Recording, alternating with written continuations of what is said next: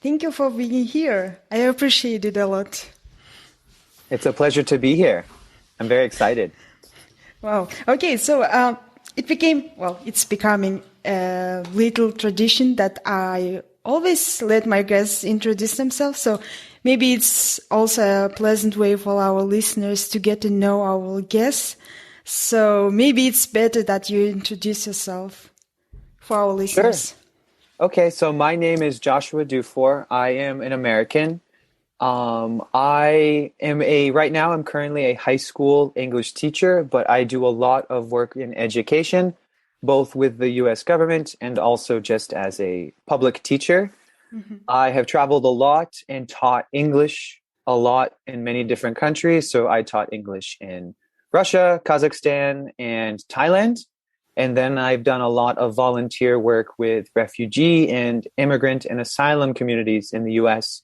Again, teaching them English so that they can better survive in the United States, because it can be difficult if you don't know the language. In terms of my background, I have a background in history and languages. So my first language was Latin. I did that in high school and then also in college. That's what my scholarship was. And then I also studied Arabic and Russian in college. And I fell in love with both of those languages, but sadly, I don't speak Arabic anymore. But I really liked Russian. I loved my Russian teacher. She was awesome. And so she encouraged me to study abroad for a year in Russia. So I went to Vladimir and found out I knew no Russian. My Russian was very bad. And so I had to learn Russian again. So I went to a Russian school. I lived with a Russian family. No English was spoken. So I got better. And then I wanted to continue pursuing that part of the world and helping with education. So then I went to grad school, got more knowledge in like Russian and Central Asia. And that's where I studied Kazakh. Mm-hmm. Also, sadly, I'm losing a lot of Kazakh because I have no one to practice with. I know very little now. I know a lot of words, but I can't put them together in sentences. So I'll have to do Shala Kazakh some more. For our listeners who doesn't know Shala Kazakh, it's the person who cannot speak purely in Kazakh. So we call them Shala Kazakh. And I know Joshua because we met in Kazakhstan, actually. Mm-hmm. Yes. Mm-hmm. We will talk more in detail about it, our experience. Mm-hmm. Yeah, and I'll just wrap it up. So recently, I was teaching English at a university in Kazakhstan, and then I also did a lot of clubs at the public library in American Corner, and that's where I met Nazarke, where we did lots of different group clubs and programs, including the GRE, which was really fun. Mm-hmm. And then Spelling Bee. Yeah, in Spelling Bee, I forgot about all those. I did so many. In Debate Club, it was really fun. Mm-hmm. And I really enjoyed those. And it made me realize how important education was. So when the pandemic hit and I had to leave Kazakhstan, unfortunately, I knew I wanted to continue in education. So I decided to work with a program called Teach for America. And they work on helping bring education to rural areas or impoverished areas where the education level is not great. And so they send in qualified teachers to help give those students a quality education. And right now I work in the state of Rhode Island at the high school called Blackstone Valley Prep Mayoral High School. It's kind of like the university I worked at in Kazakhstan. The name was super long. And it's really fun and I'm really enjoying it. Mm-hmm. Oh, actually, for our listeners, I just want to say that Joshua helps a lot, and what he's doing is incredible. Like, I couldn't even imagine. And also, one thing, I remember you volunteered to teach students in remote villages in Kazakhstan, and we went to help for those children, and they loved it. Like, they wanted to talk with you. I saw the spark in their eyes, and they were taking a lot of pictures, and I felt like a superstar because of, thanks to you. You're well. Yeah, that was one of my favorite parts. I think I visited over 100 villages my 2 years in Kazakhstan. Wow. Yeah. Mostly in southern Kazakhstan, but then a lot in western Kazakhstan as well, which was great. It's a great way to visit the country and see parts of it you don't normally see. Do you have some of the stories to tell about? Yeah. So, well, I really like the one we went to, Shalak Korhan, I think, or Korgan. Right? they gave me, so we went and we helped set up like an English club and do an English teaching event and talked about scholarships. And they gave me a traditional outfit, which was really Ah, yeah, awesome. I remember that. Right? And I We became made a meme about. Yep. I show my students today that and they're like, whoa, you're a meme. That's what they find more interesting than the actual traditional outfit, which is cool. And that was really fun. I got to play asuk, which is the, I guess you'd call it like jacks in English. So you throw sheep bones and you try to knock them out. It's really fun. I think they let me win. I mean, I'm really not good. It was my first time playing, so I'm sure. So it was cool to see all of these traditional games and cultural activities that I didn't get to. And another one I did, I went to Oktau and I did a spelling bee there. And it was really, really fun to go to these rural villages around Oktau and set up the spelling bee for kindergartners and first graders. And to see them really happy practicing their English and saying the words that they know is very, very, very motivating, inspiring. Yes. Did you also had the same feeling like a superstar? They were taking photos. Yeah, and sometimes it was a little weird. Like sometimes I will admit I felt like a zoo animal because I was like when I went to around Shymkent, Turkestan, so a really religious place in southern Kazakhstan. Not a lot of foreigners go there. Not a lot of people speak any other language but Kazakh or Uzbek or one of the Turkish languages. So when I went there often, I always stood out. So I would have lots of people come to ask if they could shake my hand or take pictures with me. And I mean, it's okay, but I'd be like, I want to do more than just do these things. So I was like, and now I know what celebrities feel like. The paparazzi can be annoying. I think in Turkestan, even Russian people speak Kazakh because no one speaks like any. Yeah. I don't know, but I believe it because when my friend and I, when we went there to speak, and we would only speak in Russian amongst ourselves, and then we went there and tried to ask people for directions, and we'd ask in Russian, and people were like, what? Like, all right, here comes our Kazakh. Let's embarrass ourselves. But it was really good practice. Maybe that was the best place to practice your Kazakh. Yeah, it probably was because I thought Shymkent would be good, but everyone speaks Russian, so it was pretty easy. I think Shymkent is like more, they try to speak more in Russian. If there would be 10 people and out of 10, only one would speak Russian, all of them will start to speak Russian, which is weird, but it's true. Yeah. I can see that. All right. So you were talking about a lot your study backgrounds. It's fascinating for me. It's like really interesting about your research background. Can you maybe tell us more about your in detail, your research background? Sure. So, I've always had a passion and love for languages ever since I've been little.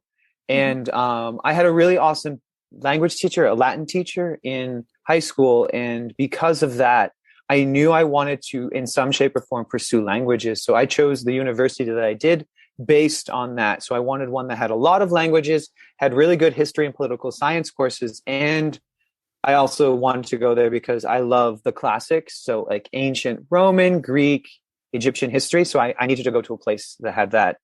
And so when I went to school, the very first thing I did is I signed up for languages. So I signed up for 3 languages before anything else. So I signed up for Latin, Russian, and Arabic. I was going to do Greek. And then my friends and my family told me, no, you need to actually take other courses besides languages. And I love the languages because it's a really neat way to understand a history and a culture. So sometimes just learning the history doesn't tell you the full story, and you can learn a lot through language. And so for me, because I didn't grow up with a lot of money, it was really hard for me to travel. So by learning the language, it was my way of traveling because I could understand more of their culture, their ideas, and their perspectives through language. And that carried on to why I wanted to study history and political science. And so I went to this university called Wheaton College where I studied those, and I focused mostly on Russia and the post-Soviet space, so Central Asia, the Balkans, Eastern Europe. Sorry to interrupt. How it came that you became interested in Russian history and in Russian language specifically? Because a lot of people find it so difficult, especially native English speakers. Yeah, I honestly don't have an answer other than Russian history is very, very fascinating, both ancient and modern. And I think I just gravitated towards that. I also had a really cool history teacher in high school and did a very unique unit on the Civil War. And for some reason that I found that awesome. And we read a really cool book, Mui by Zemyatin, and I loved it. Have you read that book? No, but since you told it, maybe I will. And I would also ask you a book recommendation at the end. Okay. Well, I will save it for that. But it is the very first dystopian novel, and it's awesome. Very sad, but really good. And so awesome. I think that's why. So Russian. It's classic. It is. Yep. It's like utterly depressing. I'm going to not lie. Oh, have you read Dostoevsky? Yeah, for Russian classes. Oh, wow. I like him, and Tolstoy. You have to read some of them, but it's hard because they're very different than like American literature, for example. And both Dostoevsky and Tolstoy are super philosophical. And so if you don't have a good understanding of the culture, the background, and what the time period they're writing in, you can lose a lot of information. So particularly Dostoevsky can be hard if you're not part of that area.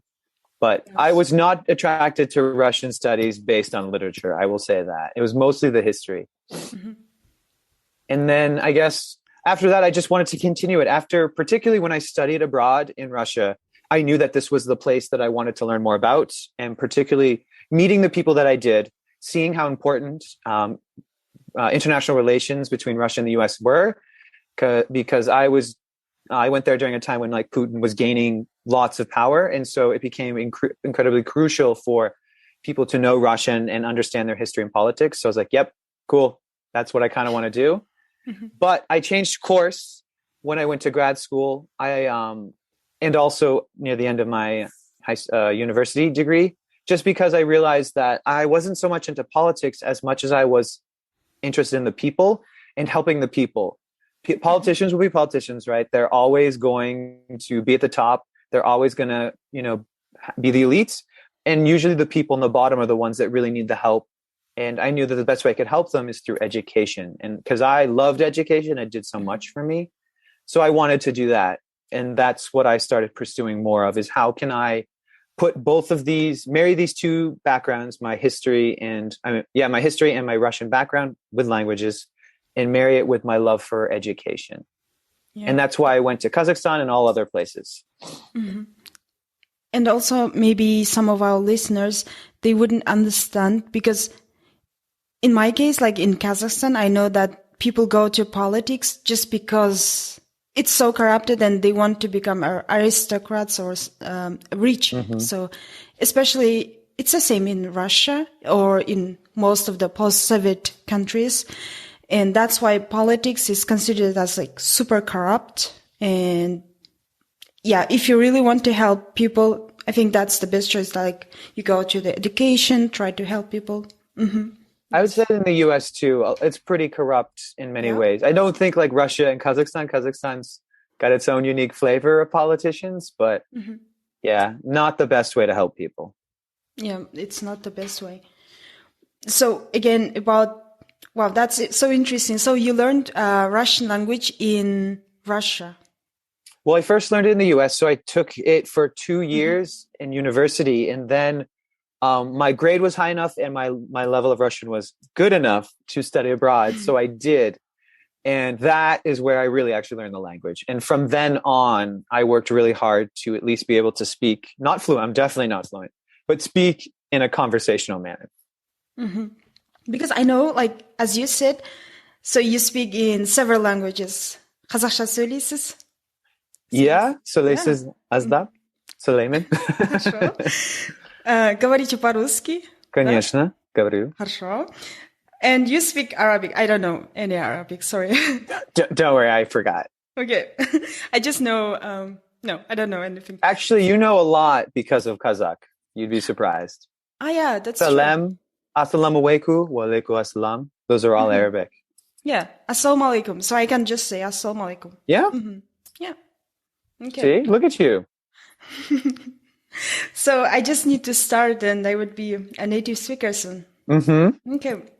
As I see that you have a huge interest like in ancient history and history in general, especially Central Asia or Russia, as you mentioned, Is there any correlation between your interest in history and learning languages, or was it only your own decision to follow your motivation to speak in these languages and get to know more the culture, people, or were there any other reasons?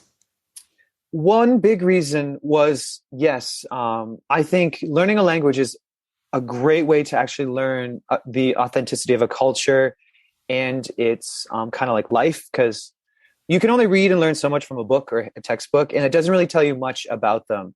A great example is when I was studying Kazakh in the United States. I could learn the language, I could read about all the history, all the text, everything. But when I went there, the language, the culture is so different. I went to Shymkent, so I learned very formal, very not Shymkent Kazakh. So when I went down there trying to speak it, I was like, I have absolutely no idea what anyone is saying. And you don't get that in a textbook, and you don't get the human qualities of that. And so that was the big part of it, because I do really like that, particularly like history, myths, legends, all of those. They come a lot from language, not what you learn in textbooks. Yeah, especially in southern part in Shymkent, we speak very fast and we shorten some kind of like Salimits B would be Samatsa. Samatsa. I just gave up. I'm sorry. I had to speak more Russian because I couldn't understand. But I would never have known that if I hadn't gone there to see it. I would just assume by the book that this is what all Kazakhs speak. So that's why I think it's really important. And if you do learn history, you should always learn the language, because the correlation is right obvious. They're together and they're part of the same historical field. Yeah. Okay. So about you learning Russian in Russia, how was it? How would you describe it? It was tough. I'm not going to lie. When all countries say that Russian is one of like the four most difficult, widely spoken languages, it's very true. It's really, really tough for people who speak a Western style language, like the Romance languages, just because of the grammar. The grammar is absolutely insane. Why do you need two different styles of verbs to go? I do not know. Why does it matter if I go to and from, just to? I do not know, but Russians clearly need a distinction. So that was really tough. But once you learn the language, it's amazing what you can actually say. I would say Russian is way more descriptive and way more precise with what you're actually saying. It's very cool what you can say in Russian. Whereas in English, we have a lot of these phrases that stand for a lot, like I get something. Russian would be like, you take it. Did you steal it? Right? Like you're so much more precise that I really liked that. And it's very poetic. You can see that there's a long literature and poetic history, and it plays out in the way that you can mix word order, right? Like you can say, I love you, I love, you, I, right? In English, you sound stupid if you say them like that. So I think that's really cool, the fluidity of the language.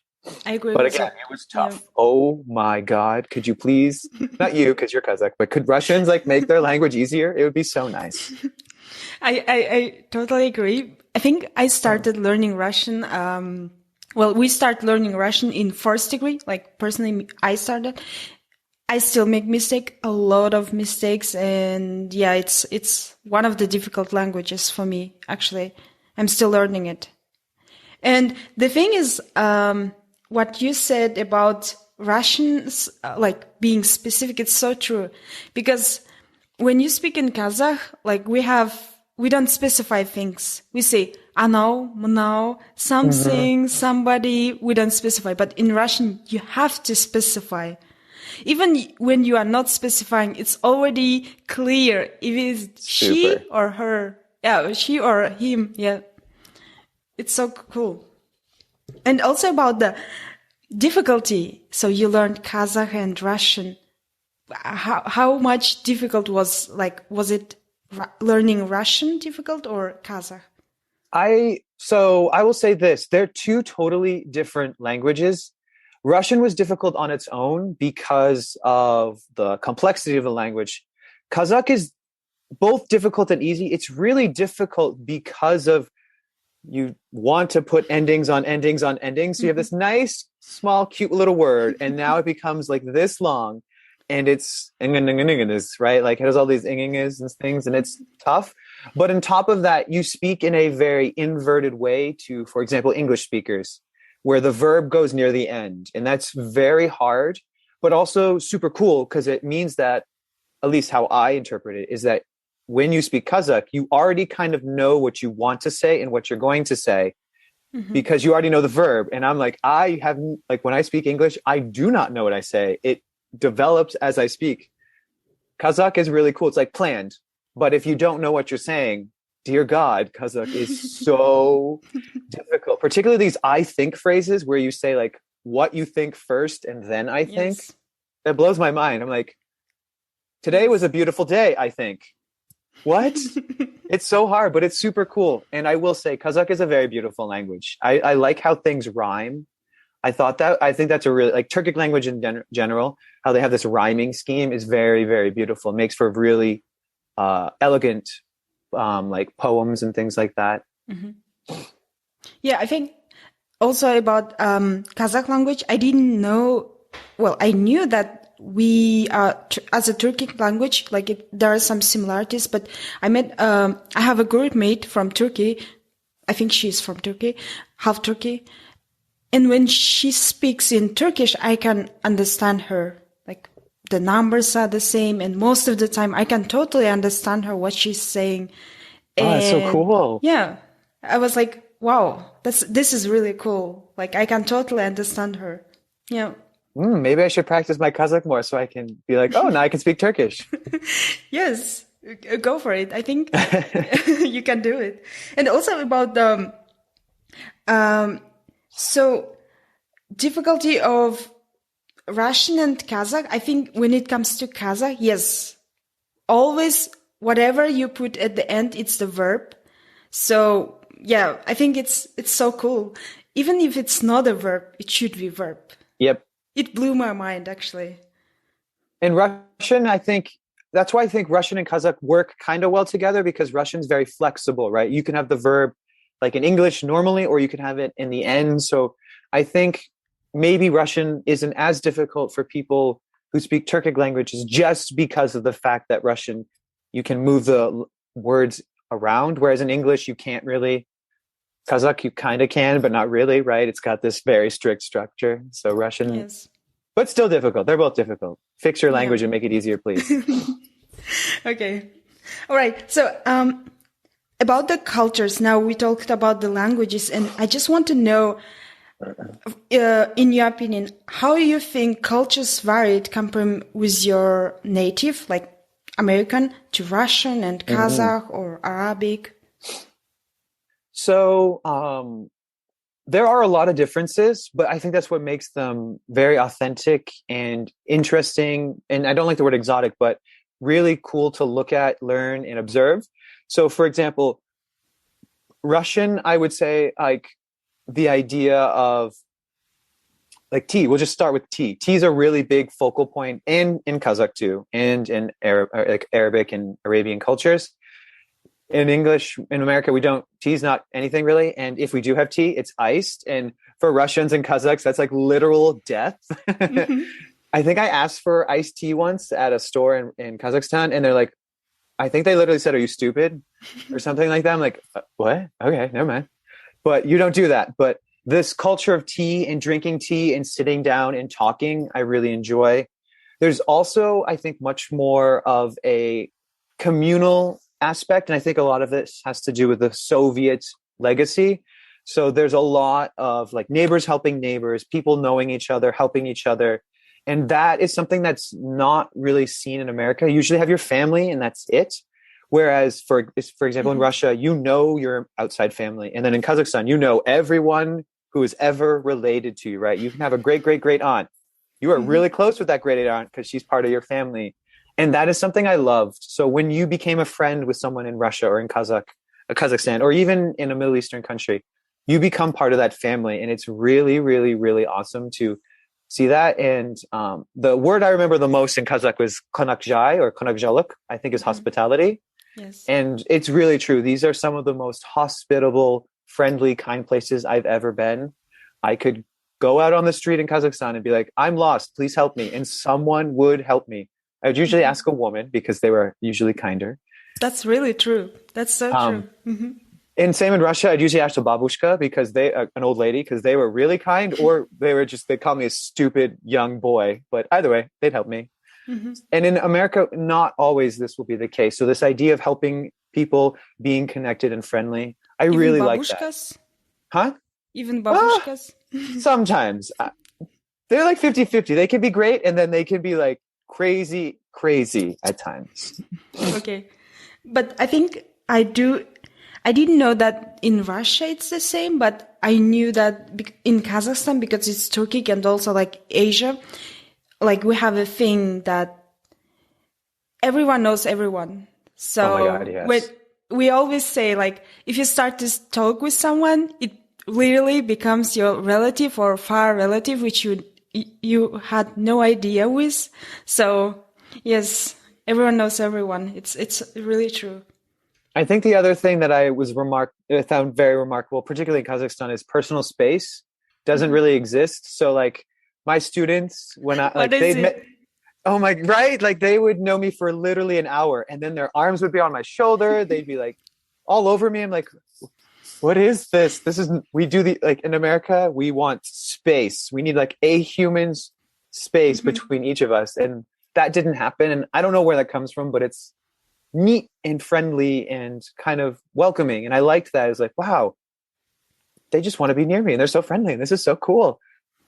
Yeah, it's cool, but sometimes I think when I was at university, like I tried to explain someone that like please don't come too closer, and they really like blocked me because I Oh, criticized them. So it's very hard. Like if you're trying to deal with this kind of things, you have to like explain everyone. So it's better that you just cope with it uh, somehow. Yeah. yeah, that can be difficult too with like, right, men and women, because then when does it become kind of like physical attraction and when is it just being friendly, right? And when is it in Yeah. bordering the improper? Yeah.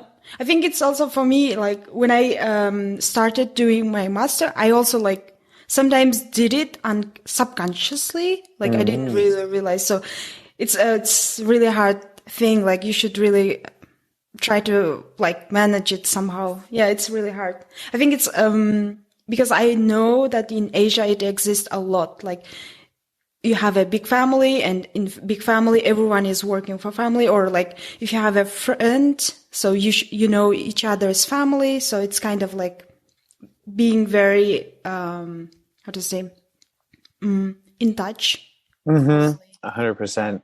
They I would become say your it's less in family. Russia. I don't know. I noticed it Hmm. like you have your immediate family, right? Like mother, father, siblings, and then maybe cool uncle and aunts, but nothing to the extent of like in Asia and Central Asia, where Hmm. every member who has a bit of, for example, the Nazarbayev blood, right? You are all related, so to speak. Sorry. It's Yes. the only example I could come up with. I'm so sorry. Yeah, but it's true. I mean, it's really true. um Now about the stereotype, I'm just curious. Did you have any experience where you could disprove like any of the common stereotypes about certain culture? Yeah. So, one of the big ones that I ran into all the time, wherever I travel, particularly in Russia, Kazakhstan was a really big one, and also in Thailand, is this mystique that all Americans are rich. This was really tough, and I see where it comes from because if the U.S., exports its culture, that is our largest export, like movies, music, all of that stuff. So when you see really wealthy Americans, you hear about all the things that they're doing, partying, drugs, all these things. You're going to make those assumptions that everyone's really wealthy. And yes, maybe according to like the GDP of certain countries, Americans would be like the average American would be Hmm. wealthy. But oftentimes people try to take advantage of me because they assumed I had money and it was disposable. This happened a lot with taxi drivers in Russia and Kazakhstan. Hmm. And but immediately once you show that you know the language and you're like, piss off, I know what you're doing, give me the right deal, they're like, oh crap, right? So, but that was one big one. um Another one was just like little simple things, like all Americans, they only eat fast food, they wear jeans 24/7, stuff like that, and I don't do any of those things. And like when I told people I was an American, most people didn't believe it because I didn't have blonde hair.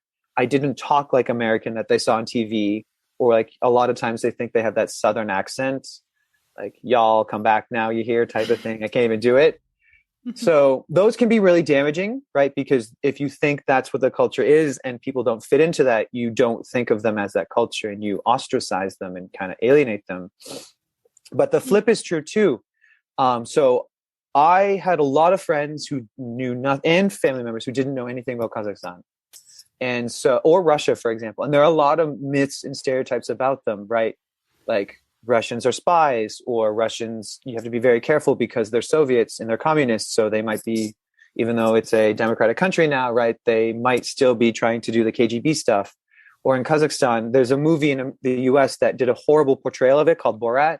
And so a lot of my friends assumed that's what the culture was like, that it was very misogynistic, chauvinistic, and was very backwards. And that's totally not the case. And so I pushed back on those. So when I went back to the US, I would always share the Kazakh and the Russian culture, tell them that this is what it's like. This is my experiences. You should never believe what you see. And so I think it's hard when you don't have the chance to travel, or you only see things on social media. So, and you don't like break out of that bubble. So you just assume what is in that bubble, what you see and hear is fact. And I don't know if a lot of people fact check anymore. So that was something I was pushing back on both fronts, which is very interesting for me. And it's something I think we all have to do. I think about the Borat movie. I don't think many people like get the point that who is making fun of who, like, and like, actually, if you see the movie, like they're trying to show like how people believe in stereotypes, like how they don't question and how they believe in, like, if I just say you that, oh, there is aliens and they're coming like here, or Russians are always spying on me, they just believed in their words or something like that.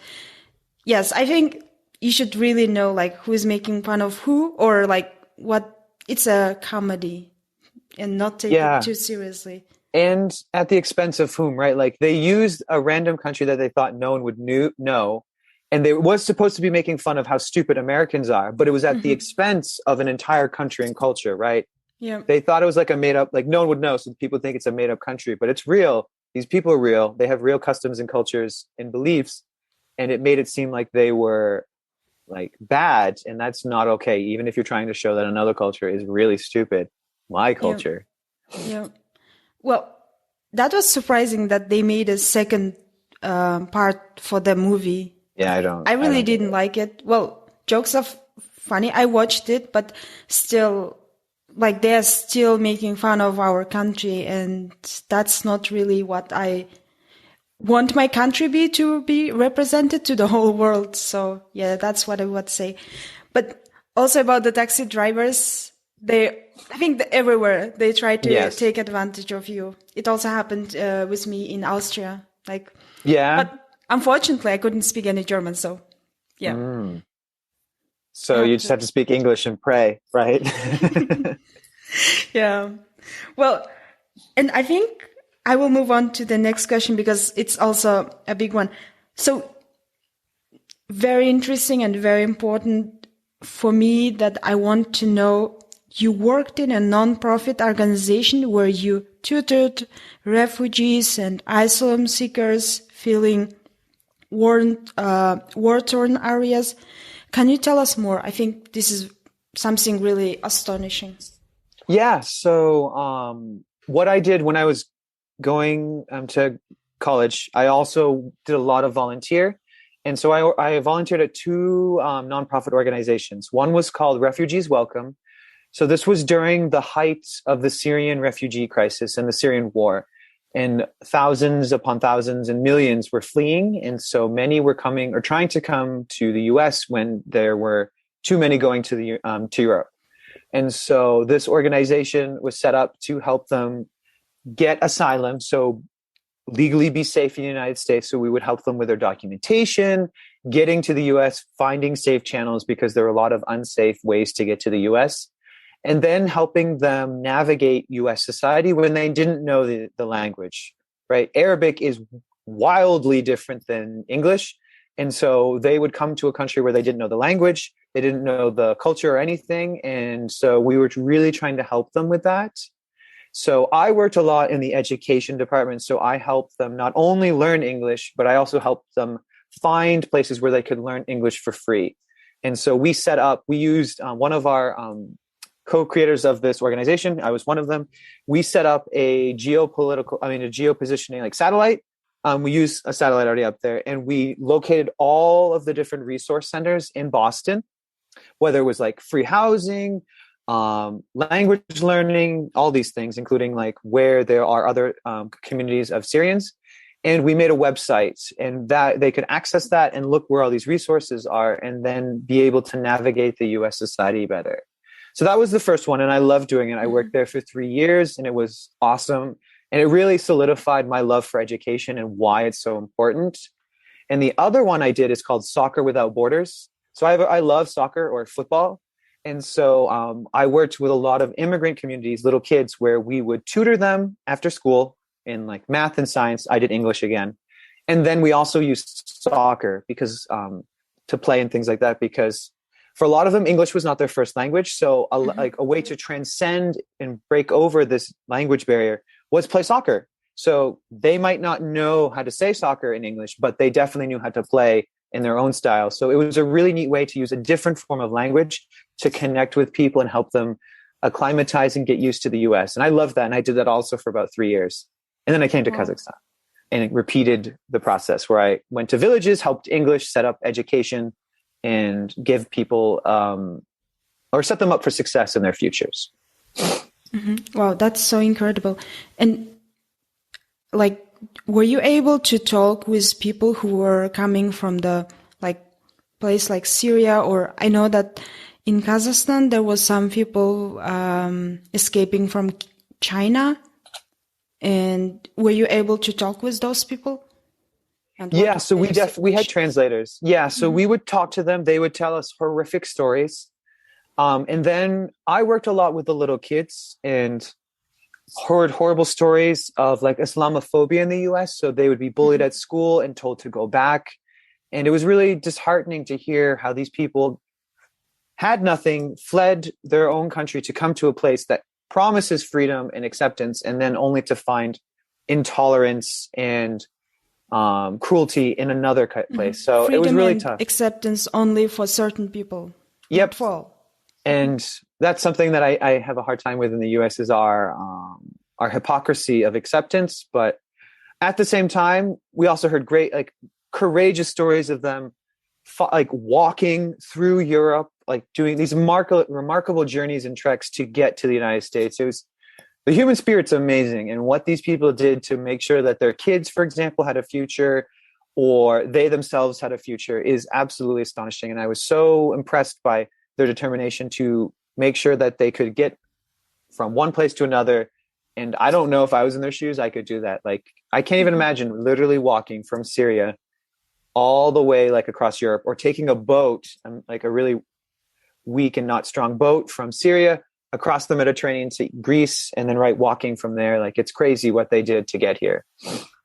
I think it's even hard for me to imagine, like, to do that journey. Like, there should be something really terrific going on, so that they had to leave everything and just do this journey.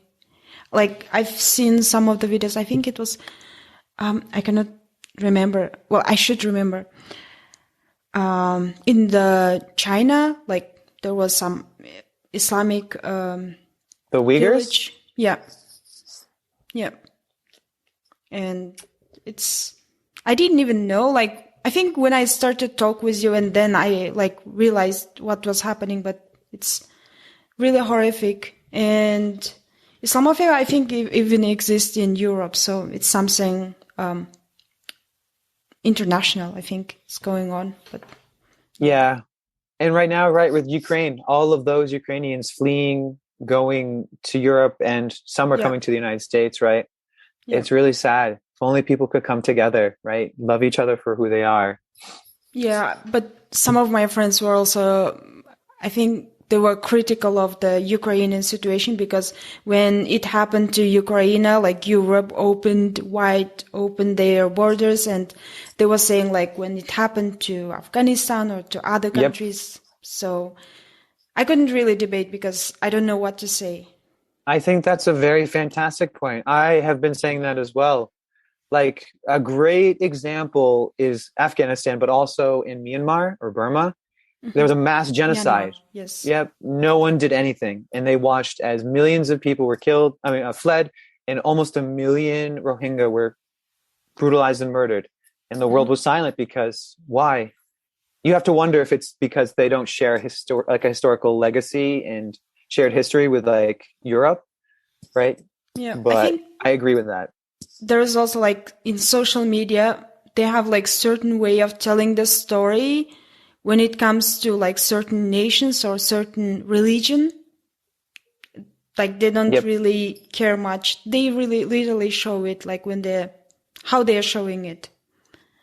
In what way.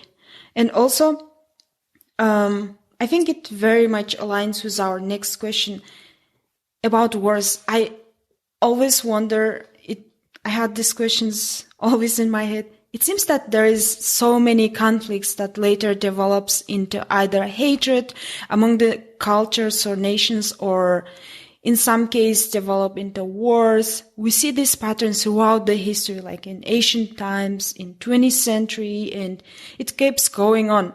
Even now with what's going on with Russia and Ukraine. I wonder maybe there is a pattern or thing that we are repeatedly doing wrong as soon as conflict evolves, which is giving birth to hatred or war in countries. How we can make people more peaceful, why politics is so complex. What are your thoughts on this? Yeah, I thought a lot about this question, like in general, like why can people not get along with each other? And I think this is a very difficult question to answer because I think it's not one answer. I think it's multifaceted and has multiple factors going into it. For me, one of the big things I think, and it has nothing to do with the people of them, but I think a lot of times religion is a difficult one because either you're in that group or you're not, and therefore it's us versus them. And sometimes that can develop into dangerous mindsets if you don't belong in that group that's loved versus that group that's seen as an other. So also like blood ties too, right? Like if you belong to this tribe and not this tribe, right? What does that mean? And shared histories or shared tragedies, right? Like a lot of histories, cultures and countries hold resentment to other cultures because of the things that are done to them. And so I think that's a great question to ask. How can we overcome these to be more peaceful? And I honestly don't have an answer. I think one of the best ways is to really understand the people you're like, you say bad things about, or you don't really understand, to like put yourself in their shoes and really try to come at them as from their side, so that you really do build that understanding and can bridge that like mysticism. Because right, if you don't know who they are, it's really easy to hate them and to hurt them. But when you start to understand them and realize how human they are, it makes it that much harder to actually go to war against them and stuff like that, unless you're like certain people who can do that to anyone. But I think that would be one of the best ways to, I think, foster peace, is really, really, really emphasize understanding and collaboration and cooperation. Not this stuff we do now where it's like cooperation, where it's like, all right, I give you this good, you give me that good. Great, we cooperate, we're done, right? Like really trying to understand the country, the culture, the people, and the languages, and then finding ways to find common ground. Yeah, I think this is very complex, and as you said, there is no right answer, or like there are many factors influencing this. I do agree on that. And also about trying to be in their shoes. I'm not saying it's the right way, but in my case, I always try to see, it might be like if I see some conflicts, or if I don't agree with someone, or if I don't understand some person, it could be me if I was in the same conditions, and if I had the same parents, if I had the same household. I think it's a great way of trying to understand them. and that we are all like somehow connected. I cannot understand it, but we are somehow all connected. Yeah. Yeah, I think it also means being reflective and not reactive. I think many people sometimes want, like, they experience something uncomfortable or they don't like, and they're immediately reactive. And what you just said is great, where you need to be reflective and think about, all right, if I was in that situation, would I have the same thoughts? Would I do what they're doing, right? And if you can kind of think about how you would be in that situation, I think you can come up with much better solutions to like bridging peace or bringing about peace and understanding the other side much more, for sure.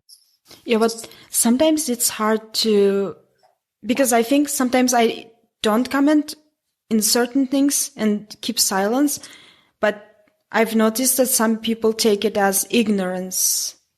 But I don't know if there is a line like to show people this is not an ignorance, I'm just like trying to feel you, or I feel you. I'm not really Yeah, sure. I don't know about that. I will say this, I definitely think that it is always good to share your opinion, but do it in a respectful way. It's like right in America right now, we're making this big distinction between not racist and anti-racist. So saying you're not racist does not mean that you're fighting against racism or bigotry and being cruel against other people. Mm-hmm.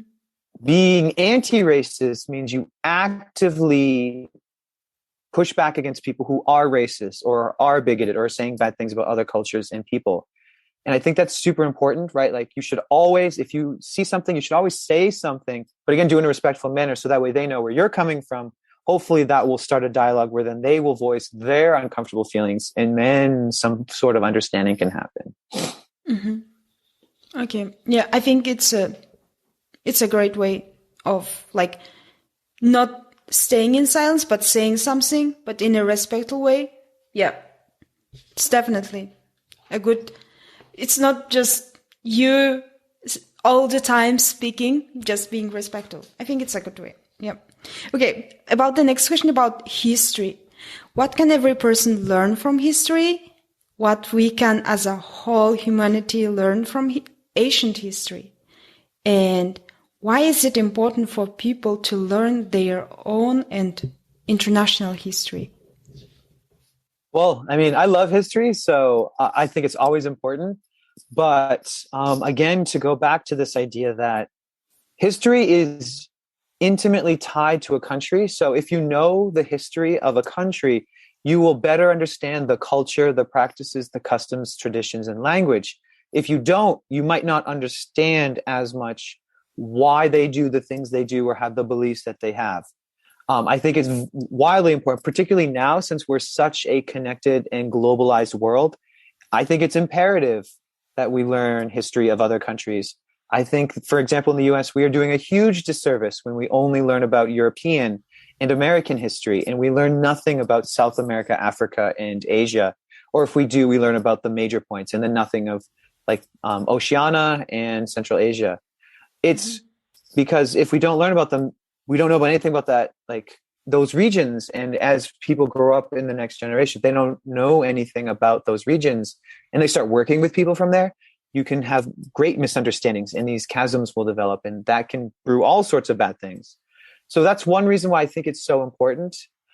Ancient history, I think it's important, but I don't think it's as important as knowing like more, like it is important, but I also think that it's good to know all of a history, not just focus on one.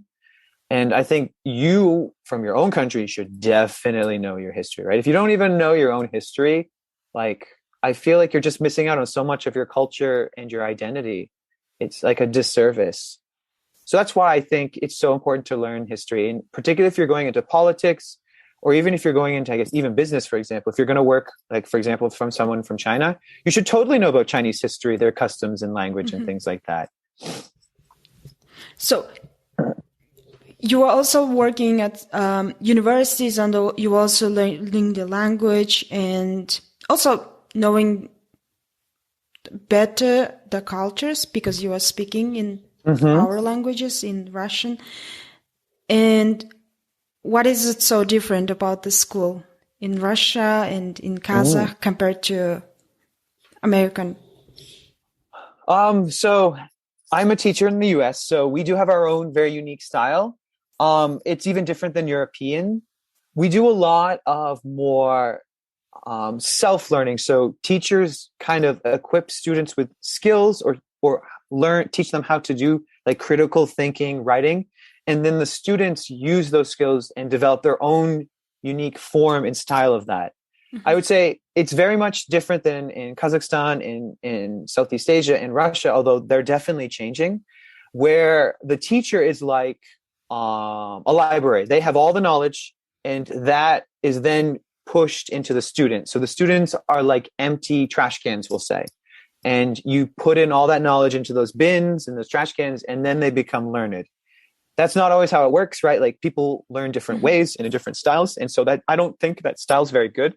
Particularly, when you sit in a classroom for hours on end, just sitting there, for example, in a lecture, just being attacked by knowledge and information, that's not for everyone. So while I think it is good for certain things to learn, like I think that's very beneficial, I also don't think that it's helpful because you don't get to practice as much the knowledge you're learning, right? You just learn all these things, but then like in science, right, you need to actually apply them and practice them. And if you don't like practice in a laboratory, for example, right, how are you going to make experiments and perform or carry out or even perfect different experiments if you only read about them and don't know how to do them, right? Like, so I think they're changing though. And I think the US also has many issues with its education system.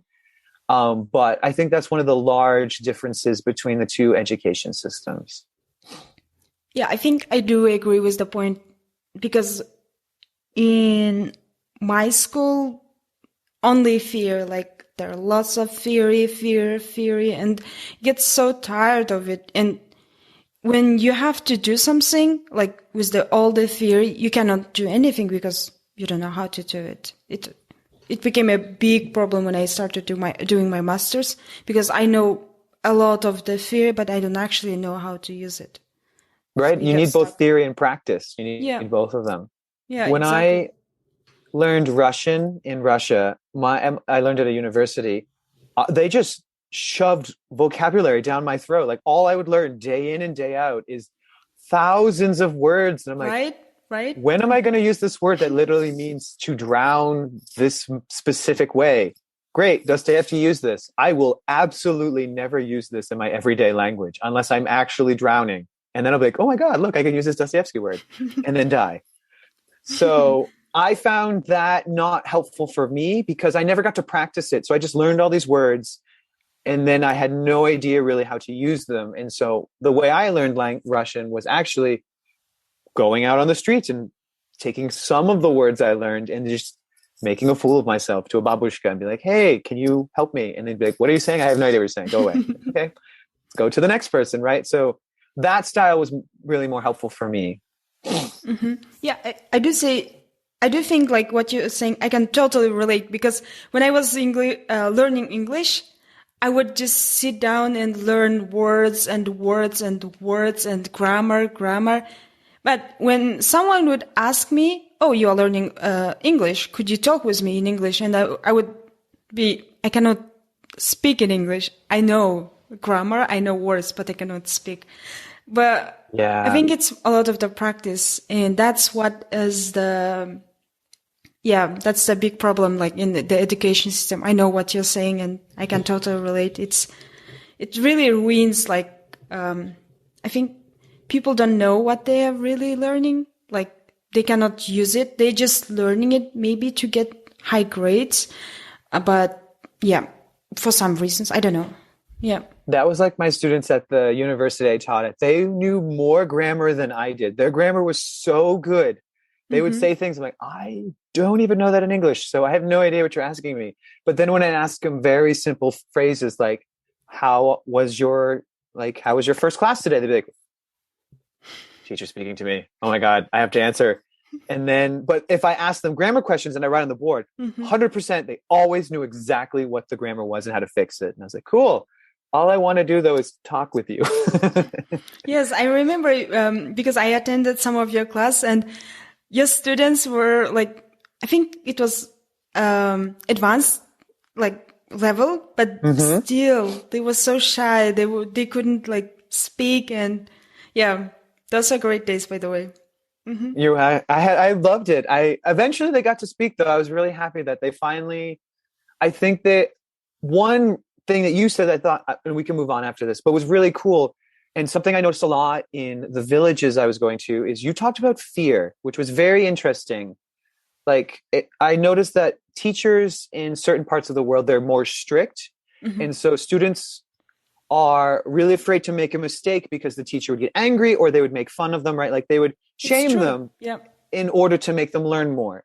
We do not do that in the US for sure. Like that is something that's very illegal now. When I taught in Thailand, you could hit your students. And I was like, well, oh my God, I'm not going to hit my students.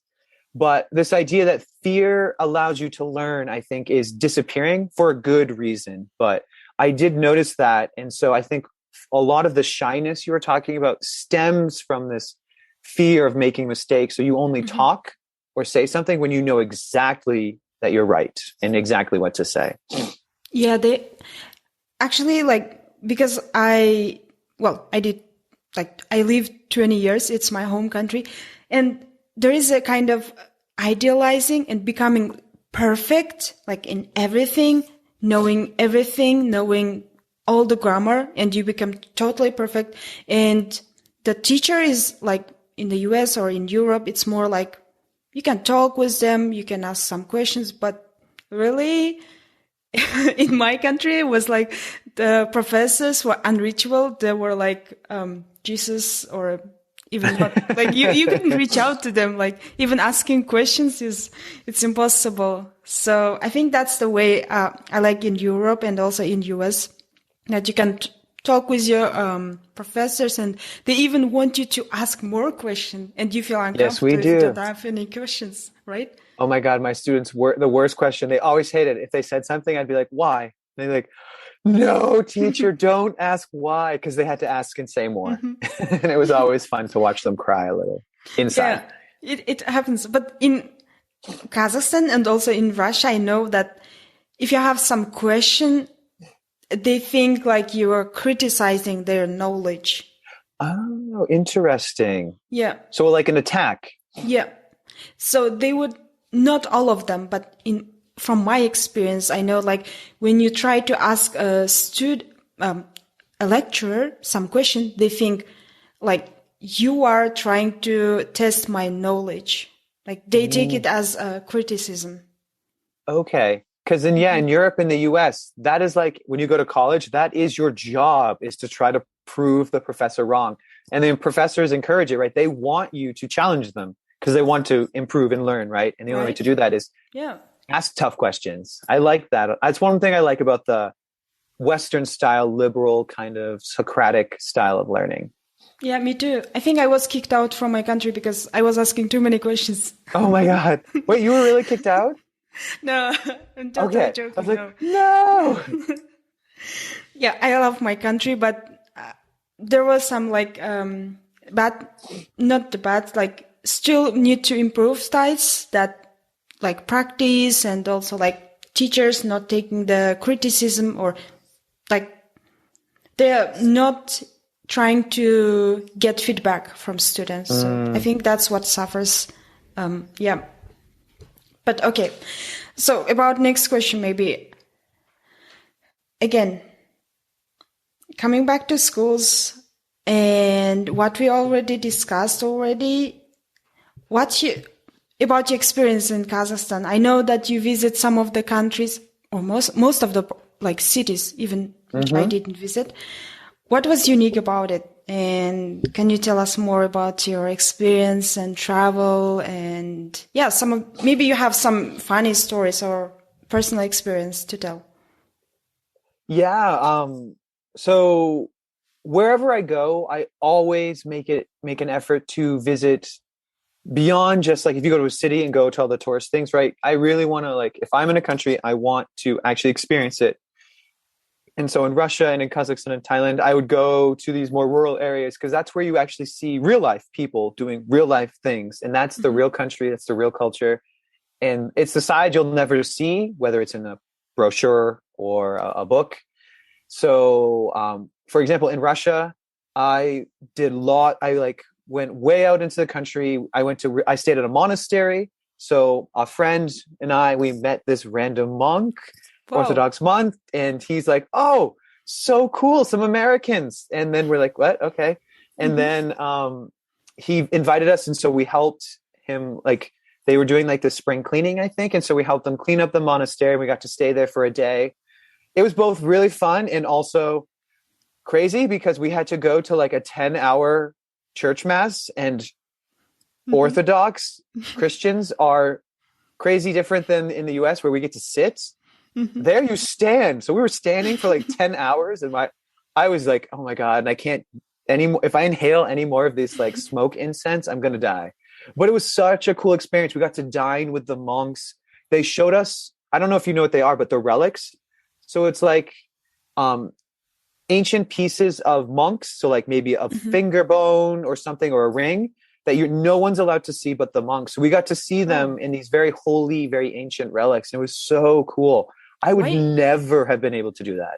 Why no one is allowed to see them?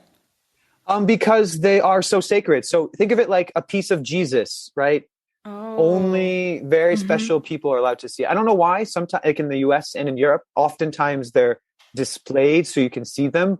But these Hmm. ones were kept in like a very secret vault, I think, to keep and preserve them because they were not in the best conditions. But it was really cool. I saw this old monk's really nasty hand, like zombie hand and stuff like that. It was really interesting. Wait, was it a really hand? So it was in a glass and gold case, and yes, it was a real hand, Oh. like zombie, like decomposing and all that stuff. Oh, wow. But it was some really famous saint from Russian Orthodox Church. And I was like, okay, cool. No idea who this is. Very cool hand. So we got to do that. And Hmm. for me, one of the big things I loved doing in Kazakhstan was going and doing the spelling bee. I went to so many places, got to see so many things.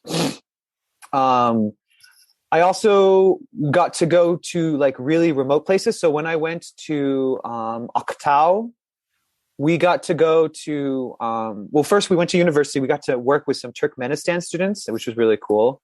Hmm. Then we got to go to Mangostau, like the desert area, which was so awesome. And we went to this place that no one goes because one of the teachers, her husband, was this crazy tour guide. And so he took us well into the desert, had no idea where we were. And we climbed all these places and it was really fun. Would Hmm. never have been able to do that. Found out that this is a place where a lot of astronauts go from NASA to like train. Oh. A lot Hmm. of people actually Yeah, yeah, they come to Kazakhstan because the terrain is exactly. like other planets. It's inhospitable, it's tough and Yeah. dangerous. Like, I love everything about space and NASA, SpaceX. And basically, like, when I'm scrolling, like, through my Instagram, I see today NASA's rocket landed in Baikonur. It's really in Kazakhstan. Yeah, I see a lot of photos. Yeah. Yeah, I tried to go, but I couldn't because I need a Russian visa. That Hmm. wasn't going to Yeah. Oh, happen, yeah. and it's really expensive. So I was like, oh, can't do that. But I really wanted to. What else? I did a lot. I did, and I also just went to villages to meet them. I set up a couple of drama clubs. So we did like, we had like the Hmm. drama festival in Shymkent. It was like a day thing, but then it was so successful. Other smaller villages wanted it as well. So we went and did our own local ones there. So I got to see lots of little kids perform, sing, so many Frozen songs. It was insane. Like I've never seen the movie, but I think I know every song by heart now. It's crazy. Hmm. And it was really cool to see and meet all these fascinating people. And it was really good practice for language for me. Like this was the most Kazakh I got to do was when I went to these places. Hmm. About Thailand, I actually forgot to ask about Thailand. Oh. How it became, how you started learn the language, and what was your experience in there?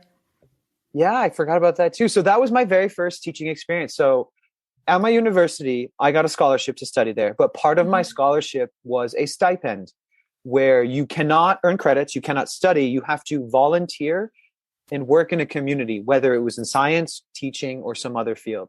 And I was like, cool. So it's like another scholarship. Like, Hmm. cool.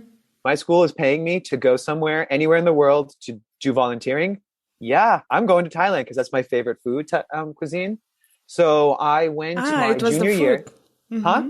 It was the food then. Oh yeah, it was original. Yeah, the Hmm. only reason I went, I'm going to be honest, is because of the food.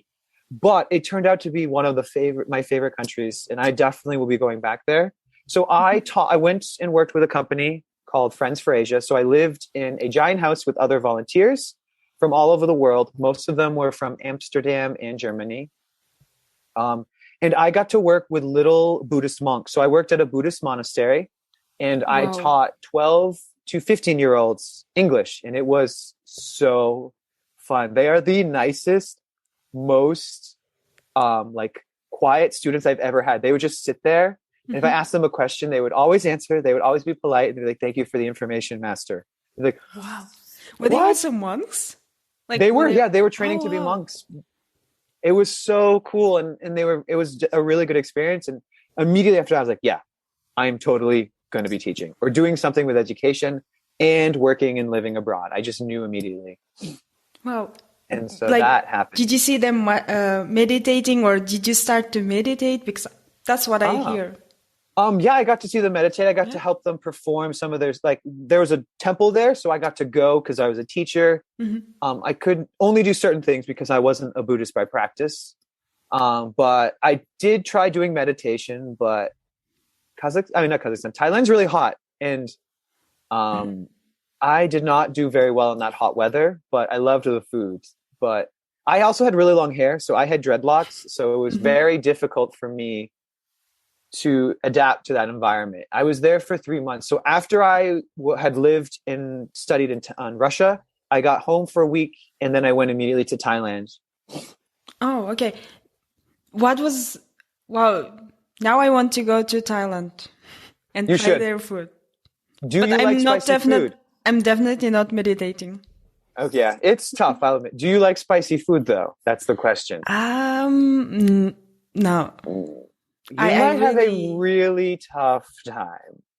I no, know I Kazakhs in really, general really hate spicy food. Like yes. I remember pepper was considered spicy. So you might Like, want to work on your palate and eat some spicy foods to build up to Thai food. actually, I thought like the pepper is the only spice exists in the world, but Oh God.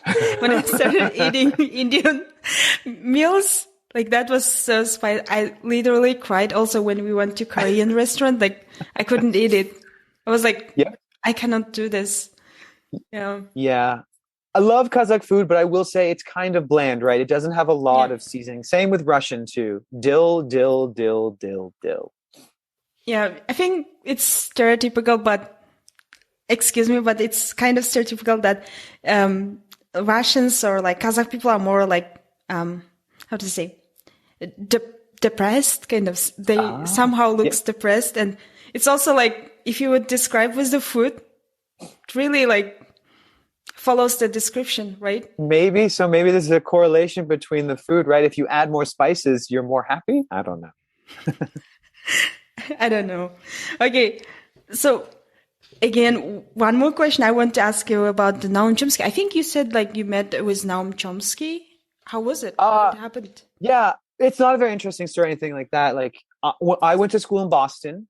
It was called Wheaton College outside of Boston. So me and a couple of my classmates, there was a symposium, so like a conference, and Noam Chomsky was there. So we went to listen to him speak on, excuse me, oh my God, I can't remember. This was like 10 plus years ago, but it was like, I think it was like cognitive learning or like oppressive pedagogy. It was something about teaching and language. It was very interesting. It was a huge lecture at Harvard, and it was really cool to see him. He was being interviewed by another student, and then they were pooling, and people could ask questions. It was very interesting and very inspiring. He's a really cool guy. I never actually really met him, but I'm going to say I did because why not? But I definitely think he's one of the most intelligent minds on this planet right now. And he's someone who Yeah. I do like reading his works because he's got a lot of insightful thoughts. Here, now I will start to ask about the books. About the books of Noam Chomsky, what kind of books you would suggest? And also Hannah Arendt. I think you suggested me to read Hannah Arendt, right? Yeah. Mm-hmm. So, Are do you want there me to start any with Noam other books? Chomsky, or do you want to start with Harari? As you want. It's recorded, So, so. Mm-hmm. what I mean, one of the ones that I really liked and read was a piece that he wrote part of. It's called The Origins of Totalitarianism. It was in my history class. So Oh. have you read it? Mm-hmm. It's with Hannah Arendt, but he has he did some research in that and it's super cool. If you haven't read it, it's really neat. It talks about Hitler and Stalin and all these people and where does it come from? Mm-hmm. What type of person is needed to be these crazy people? And it was super cool to read. And I really, really liked that. I read it in what's it called? I read it in grad school. Another one that I really liked was Understanding Power, which I got to remember because I haven't read these in a while. Is it by Hannah Arendt or Noam Chomsky? Oh no! So the one I just said, the totalitarian one, is by Hannah Arendt, but Noam Chomsky did research in it. This one I'm going to say right now, Understanding Power, is written by Noam Chomsky, and it's very interesting. Basically, it's understanding, right? I guess you could say just power in general, right? Where does it come from? What is power, right? Like breaking it apart. Pretty cool. And then the last one was one about media, so propaganda, how it's used and how it's changing over time. So it's called Was it Media Control. Huh? Oh, okay. It's different then. Yeah, this one's, I think, older. So you might be talking about a more recent one. This one was written, I think, in the 1990s. Okay, then I don't know about that. But it's really cool. Again, it's just about, right, how media influences the masses and the people. And he probably has one more recent because he talks a lot about how people are like sheep and the media is controlling them now on a greater scale. I think also, again, for our listeners, if you just start to read Hannah Arendt's books and also Noam Chomsky books, your eyes, in my case, it was like that. It was enlightenment for me. After that, when I every time watched the movies, it was somehow different for me. I already knew what they were trying to do, with the people, or I totally could split apart my opinion from the group. But usually I would just not question what I'm thinking. I would just follow, okay, this is what group's saying, or just follow them. But then it really gave me, it really helps a lot. I cannot describe it, but it's really worth. I really like Hannah Arendt, particularly for political science and policy theory. She's the go-to. She's done a lot. She also does really cool things with identity that's very fascinating. Yeah. I love her movie. Have you watched her movie? I have not. I didn't even know she had movies. Oh no. You should definitely. I'll check them out. Is it a biography or what type of? Oh, okay. The other one, I don't know if you've heard. You must have. Is Fuko? Fuko. Yeah, I'll type it in the chat. Okay. I'm not very good at spelling French. Fuko, I think is how you spell it. Actually, I'm gonna look it up. Is it Chomsky? I can't. Huh? Is it Chomsky? No, it's not Noam Chomsky. So it's Michel Foucault. He's a philosopher, but he has written a lot. He does a lot on power again, history, ideas, where they stem from, and he's a big activist. He's really, really cool. I will also try to put. Sorry to interrupt. I will also try to put all the books which we discussed in the description so that our listeners could have a look and really. Yeah, I will also put the links. So if you have any books, please go ahead, because I think it might help someone, right? Yeah. I'll just say one more and then I'll stop berating you with books. Harari, right? Noah Harari, I think is really, really, really, really cool. Yuval is his last name. Yeah. I like his Sapiens, right? So he has Homo sapiens, Homo deus, and those are just really cool. The history of humans and the way he talks about them, particularly the three factors that really that made humans advance and become where they are today, and also what we will become. I think his insights are really fascinating. I recommend his first book, Sapiens, 100%. Yes. I love his books, like all of the books which he read and which he wrote. Also, there was one book I would suggest. I think you suggested me, or was it someone else? Guns, Germs, and Steel. Oh, yeah, by Jared Diamond. Yes. Yeah, I think he's like Noam. Yeah, he's just like him, but I think different style. Like he focuses on biology more than I think Harari does. No, I think he focuses more on different trends, which is really cool. Yeah, Guns, Germs, and Steel is one of my favorite books of all times. Yes. I think that's all about the books. Or do you have any books still in your list? I think that's good, yeah. Yeah? Okay. Thank you. Now, from politics and historical perspectives, we know that, again, I'm coming back to climate change because I'm doing my master in climate change and I cannot discuss this question and I cannot ask this question. So, we know that climate change has long-term consequences, and when it comes to politics, it takes time until we see some actions, but still we see some changes, Fridays for Future, and also still politicians are not that active or that responsive. Considering all of this, like what's happening with Russia, how optimistic are you about our future? I am an optimist always. Even though there are dark and sad times, I will say that humanity has come really far, particularly after the world wars, right? We've had the longest period of peace, like real peace in terms of not global wars in a long time, right? We were able to advance, develop like the internet and a lot of globalized, interconnected change between nations, which has been great. So I'm very optimistic. I do think, though, that we are going to be hitting a bunch of crises, not just climate change. I think education is one, equality is another one, right? Like the disparity between the wealthy and the poor has never been greater. There are I think it's like 1 billion people who live well below the poverty line. Like that's insane when we have at the same time the means and capability to feed everyone, to give them clean water, and to give them access to electricity, the internet, all these things, yet we're not doing that. That I think is a disservice. So I think to fix that, I think it really means that we need to rely less on politics and more rely on the hands of the local person.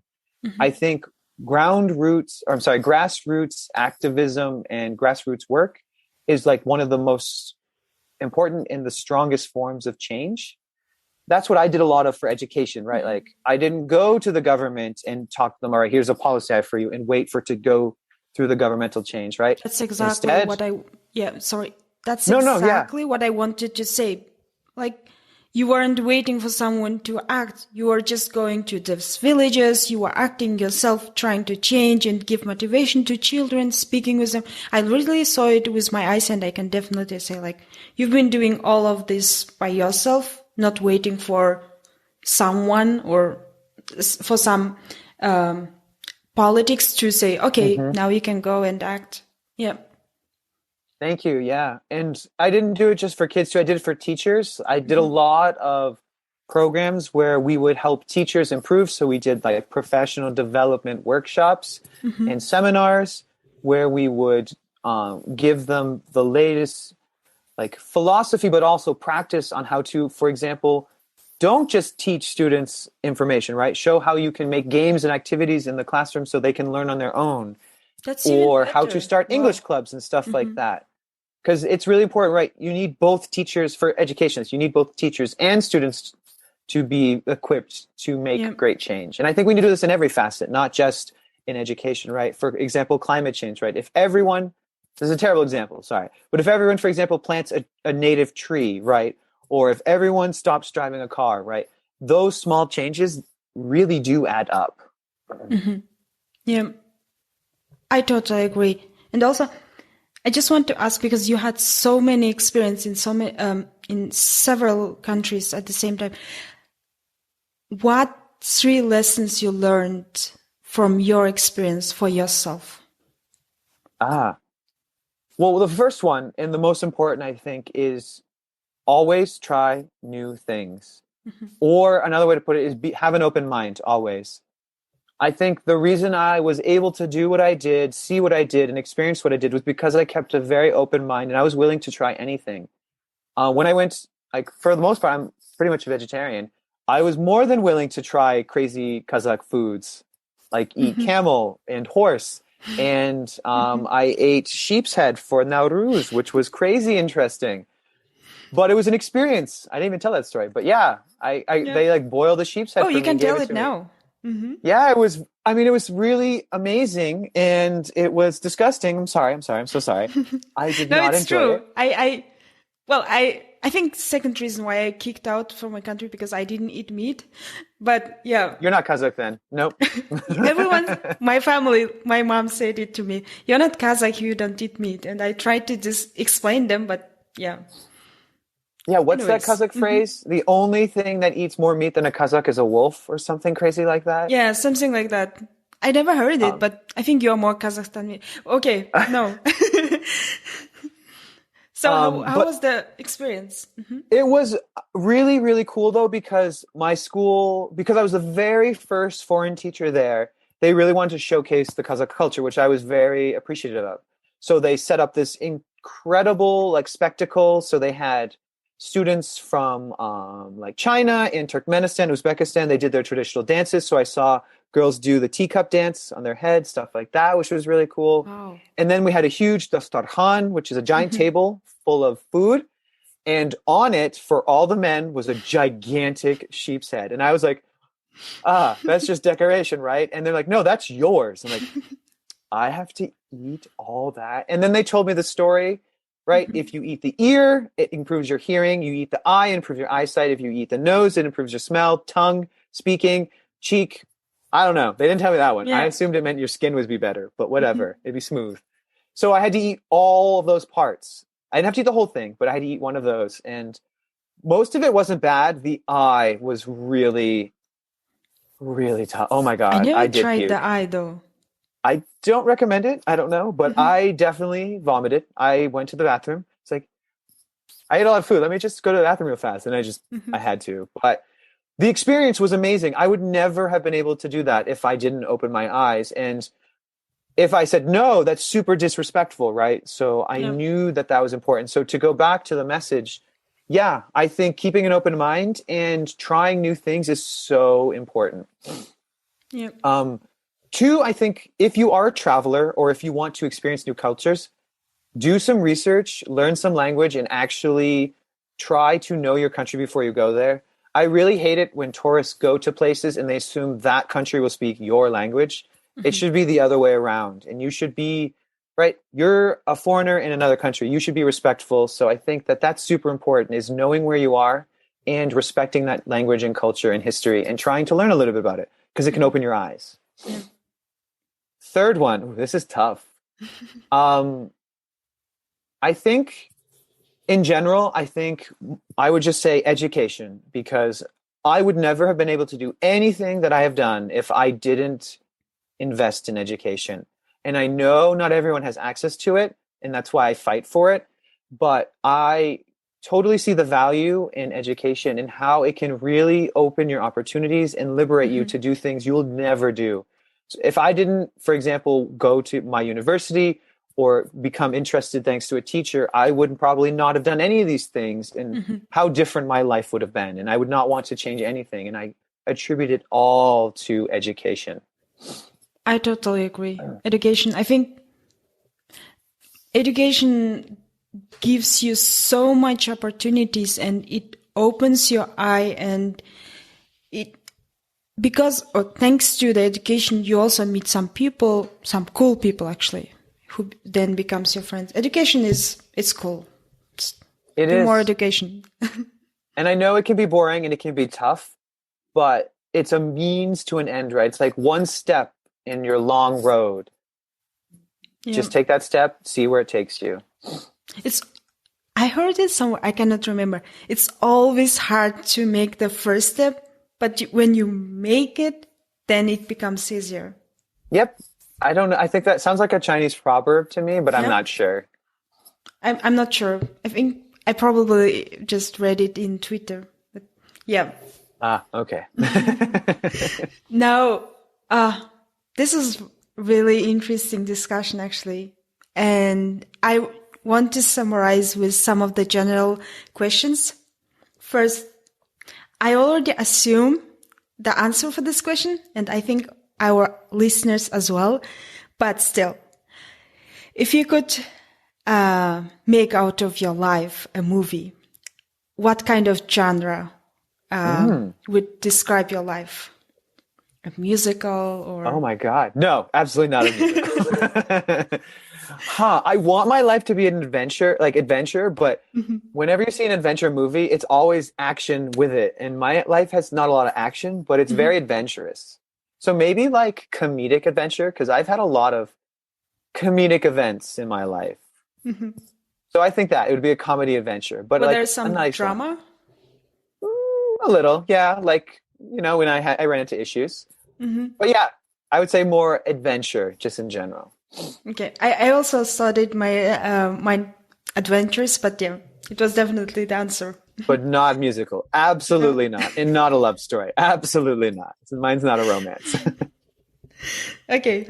Then next, what would be the most important things to teach ourselves and practice more to make our world a better place? So what, if you could like say, okay, you should definitely know these things to make the world better, like from your experience, of course. That's a really, really good question. Honestly, I would say that the most important thing to teach ourselves, or to learn, would be curiosity, right? I think that if you are curious and you want to learn more about something, someone, or somewhere, that develops into knowledge and understanding. And I think that's super important. But if you don't have that curiosity, that spark to learn more about someone or something or someplace, then you'll never do that. And to make this world a better place, we need 100% understanding. And I think that all stems from curiosity. And that's what happened to me. I was super curious about Russia and Russian history, and look where that led me. So I went there, I became like an ambassador, so to speak, right, where I could bring that culture and what I learned and my experiences back to the US and shed some light on it to others and demystify and dispel the stereotypes we talked about, as well as the misunderstandings. Yeah. I totally agree with you. Curiosity, that's also what drives me. And I know that most of the famous scientists, they were also so curious. But one downside, I also worked as a part-time tutor, English tutor during my bachelor in the summer breaks. I really saw how schools work. I really had an experience how some of the course, like English course work, and it makes me sad actually, because how they are teaching and how they are killing also the lectures, which you said, right? Like not having a feedback, like they are literally killing the curiosity of the students. And I think that's what we should be working on. And I'm very thankful for you, just going there and talking with so many people. And also you had a lot of students, like your fans. We would call them your fans. Yes, they were definitely they have definitely changed, the way they started to talk with me before they met you and also after they met you. And they definitely changed. I could see the spark in their eyes. And that's also definitely what I'm trying to do maybe in the future. But I'm very thankful for you, for doing all of the stuff, what you've done. Yeah. Thank you very much. Yeah. I do that. I also noticed that too in my classroom. I think in general, education is in other fields, right? I think a lot of students are struggling to find curiosity and also engage and love learning. And I think we live in a very routine world, and we have a lot of pressures put on kids. So they have to do so many things and accomplish so many stuff or do so much stuff. And so they don't get that time to be curious and wonder. They have to do this, all their homework, and right. And then there's bed, and then you repeat. Mm-hmm. So yeah, I'm trying in my own classrooms to find ways to bring back curiosity and get them more interested in learning again, whatever that might be. Yeah, that's also my goal, actually. That's what exactly I'm aiming for, like, because I promised myself if I will ever become a lecturer or a teacher or professor, I would be the coolest one. Yeah. You will be. I know. You're very Right? passionate and very, very, very energetic too. So I think you'd be a great lecturer. Yeah, thank you. I will try to be, because I definitely feel that that's what I want to do, and that really like would make me more motivated and give meaning to my life. And now I just want to ask from you, what is the meaning of your life? What drives you in your life? I would say there are two things. One is purpose, right? So knowing, like having, like you said, a goal or a reason to not keep on living, because it sounds really pessimistic, but like achieve your goals. For me, mine is always, I really just want to make, even if it's one person, have a better life via education. And the other thing that drives me is learning. I am a constant learner. I cannot stop learning. I will do every day. I like do something and we'll learn something new. That is my goal always. It can be something super small and trivial, like learning about a new bird, or it could be something bigger and more in a longer process, like learning a language. But I am a very curious person and I want to constantly learn. And when I don't learn, I kind of like die and wither away. So it's like my food. So I think that's what drives me, constantly wanting to learn and experience new things. Also, you said you're constantly learning things. And I just want to, because maybe it also helps our listeners, even me, how you balance multiple tasks. Like you're learning so many things, and how do you handle with your job and everything going on? And how do you keep yourself organized? That's a good question. So one thing that might help with this is learning can be anything. So it could be, for example, I'm a teacher. It could be learning a new teaching technique. That would be something qualifying as like learning. So I look for anywhere in my life to learn something new. If it's learning how to talk to a student better, right? Like really trying to understand them, that's learning for me. So that happens. I'm a very busy person, so I have to be very scheduled. So I use all the technologies. I have my phone schedule, I have my email schedule, and I have to like divvy up my time very well, because I do want to make sure we don't have a very long life, right? So I want to make sure I use all my time as well as I can. I wish I could do more reading. I don't have a lot of time to read as much as I could. And that's one thing I want to get back into, because that's one of the best places to learn, right? You can learn so much from books or podcasts. Podcasts are something I'm going into more now. Yeah, it's definitely interesting. And okay, I thought maybe you would give me the answer, because I cannot also find some time for reading. Like I would love reading so much, but it's so hard to find some time, like just for reading. Because when I start to read, I just start to think about things I could do, like while I'm reading, and I'm not really reading. I think it takes a book that you're really interested in. And it's been a while for me to find a book that I've really loved and I couldn't put down. I started to get up earlier to read, but then that made me tired. So then I'm like, crap, I'm getting tired and I have to go to work. This is very bad. So I stopped doing that. I now read a lot of articles. So I don't read books. I read articles constantly. So like during my lunch break, or if like passing between classes, for example, or if I'm in a car, I'll listen to the news or read an article, put it on podcast. So I do a lot of that now to compensate for my lack of reading books. You said we have very limited time, and I think this very much aligns with my next question. What scares you the most in life? So I guess for me, I'm not afraid of death, and I'm not afraid of like not fulfilling my purpose or anything like that. But I am a little bit scared that I don't make enough of an impact. So I'm what I mean by that is I just want to help people and improve it for someone's life in some way. And if I don't do that, I am scared of that, because I feel like I wasted my life.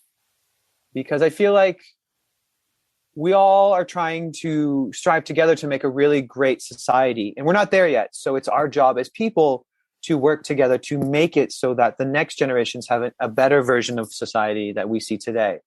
So I do feel a little bit guilty when I don't, or I would feel guilty if I didn't pursue that goal, because I think that's humanity's goal right now. Whether or not we're all trying to achieve that and we're all, working on that, who's to say? But I believe in that. Yeah. It's kind of tricky because I think where I'm right now, the place or the community where I am now, it sometimes happens that you try to be the best version of yourself, but you do see that you are not getting any feedback, and it's really hard to gain the same response and doing good stuffs. I think that's what I'm trying to master. That's what I'm trying to be the best version of myself. And it's interesting that every time when I think of it, I always think about you, what you've done, what you were doing. You also motivated me to do a lot of the stuffs.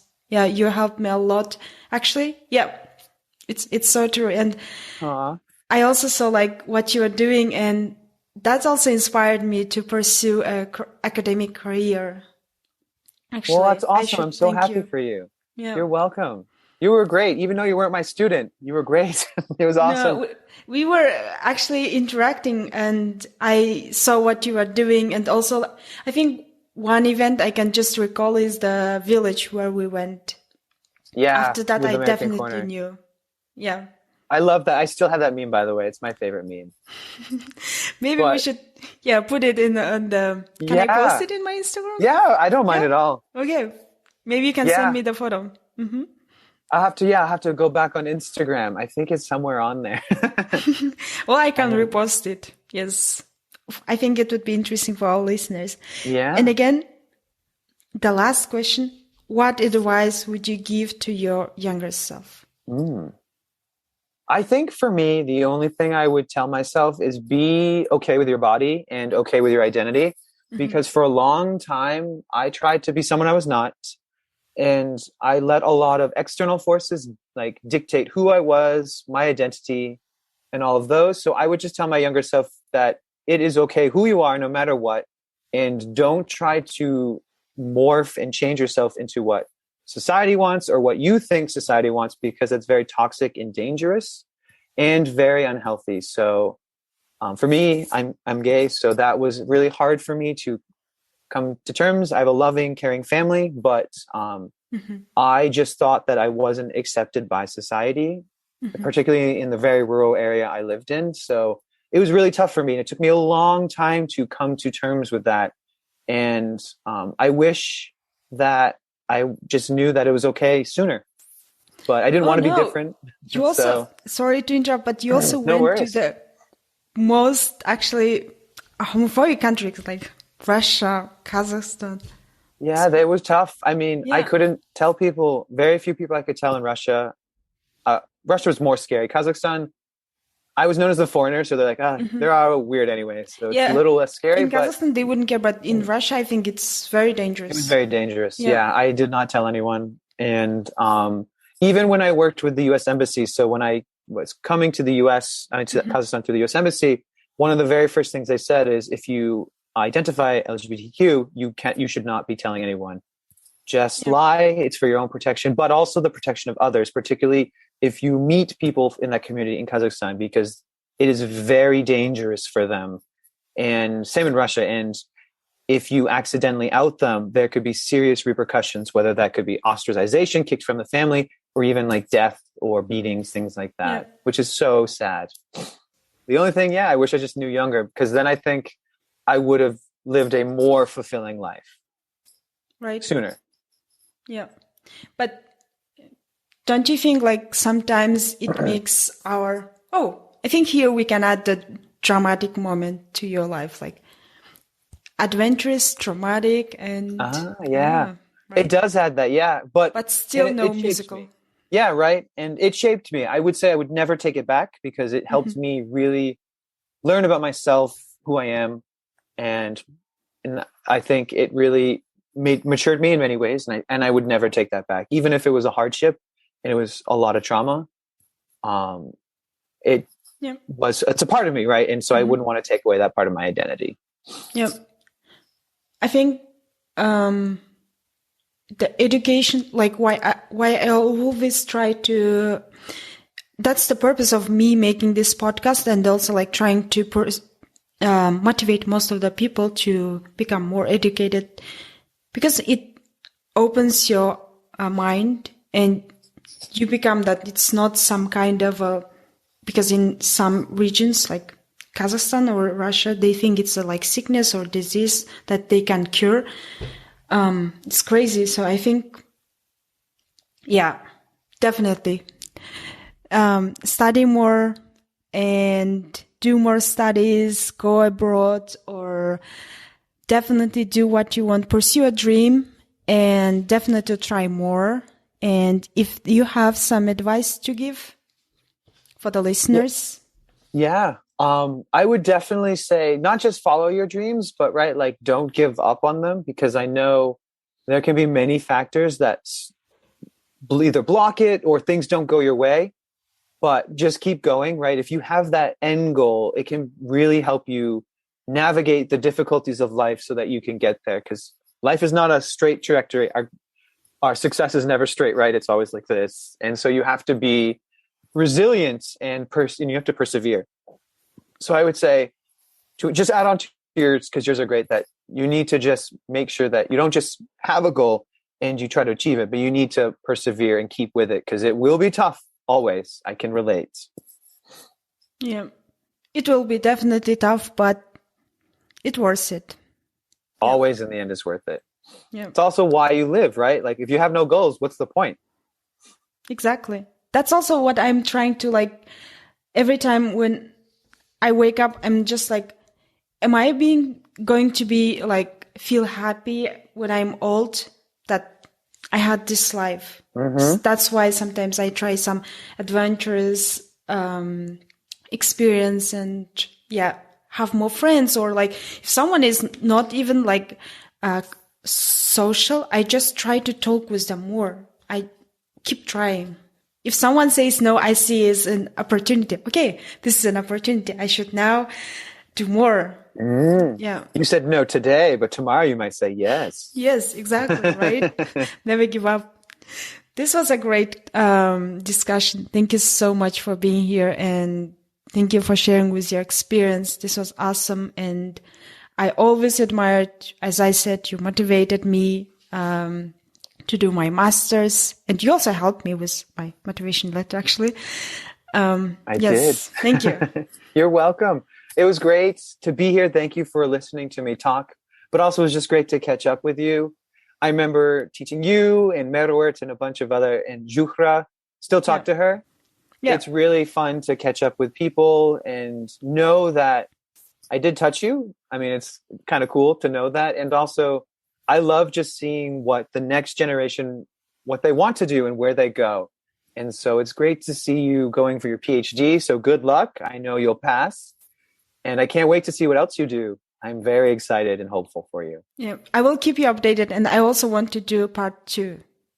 Okay, part 2. Oh my. Yeah. Got it. Right? Is that okay? That's fine. That's totally fine. Maybe I will do it when I'm doing my PhD. Right? Okay. And you are working for US government. Mm-hmm. Yeah, hopefully soon. That would be awesome. Yeah, you could tell us more. Yeah, that would be great. All right. Bye. Goodbye.